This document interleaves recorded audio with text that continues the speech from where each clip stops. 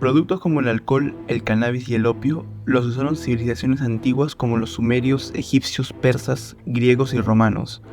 Productos como el tabaco eran usados por los primeros nativos americanos, con fines ceremoniales o medicinales.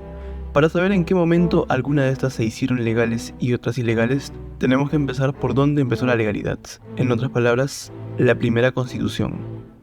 Era el año de 1791 y se proclamaba la primera constitución de París, luego de la Revolución Francesa.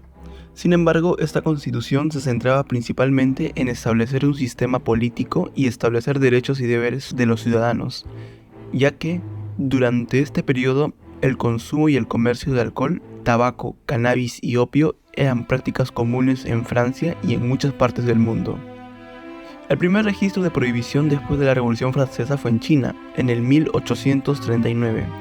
cuando el emperador Qing y las autoridades chinas confiscaron y destruyeron grandes cantidades de contrabando de opio británico en el puerto de Cantón, debido a los efectos perjudiciales para la salud y la adicción asociados con el opio, dando inicio a las guerras del opio, donde se evidenció que el negocio detrás del opio no era su producción, sino más bien quién tenía el control de su distribución, que implicaba el comercio altamente lucrativo del opio por parte de los comerciantes británicos en China. En 1912, la Convención de La Haya, que hace referencia a tratados internacionales, tomó medidas para limitar el comercio del opio, incluyendo las obligaciones de obtener licencias para su importación y exportación. En resumen, ahora había que sacar una licencia y pagar impuestos. En 1919, los Estados Unidos se prohibió el alcohol, generando un mercado negro controlado por mafias. De las más resaltantes fue la mafia de Al Capone, quien utilizó tácticas violentas para controlar su imperio. Eliminó la competencia y corrompió a funcionarios del gobierno y a la policía para proteger sus operaciones. Esta ley fue un fracaso y fue abolida en 1933. Cabe resaltar que en esta época la química estaba avanzando ya desde el siglo XIX, con la sintetización de productos orgánicos, que consistía en la planificación y ejecución de una serie de pasos químicos para construir una molécula deseada, es decir, tener la capacidad de crear un producto artificialmente y hasta potenciar sus efectos hasta 10 veces, como en el caso de la morfina, un opiáceo o derivado del opio que se usó mucho en la medicina. En 1960 se creaba el fentanilo como anestésico y para el tratamiento de dolor crónico e intenso, con el fin de reemplazar a la morfina y otros opioides, siendo 100 veces más potente que la morfina. Al año siguiente, la Convención Única de 1961 sobre estupefacientes, adoptada por las Naciones Unidas,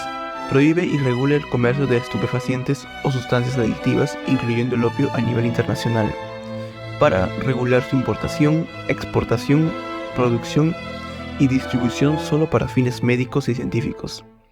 En cuanto al tabaco, en 1965, el Congreso aprobó la ley del tabaco que requiere advertencias en los paquetes de cigarrillos que vemos hasta hoy en día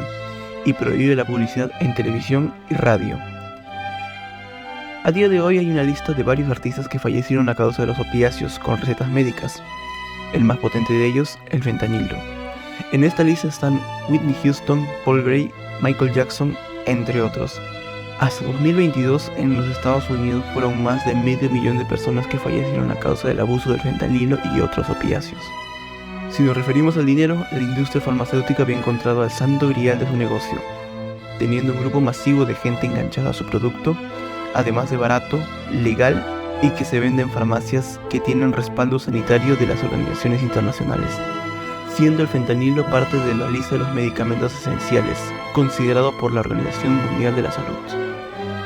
Esto puede parecer sensacionalista o conspiranoico, pero en 2019, poco después de la muerte de Prince, la investigación sobre su deceso a causa de medicamentos a base de opiáceos con receta médica que no necesitaba, el gobierno de los Estados Unidos llevaba a juicio a la farmacéutica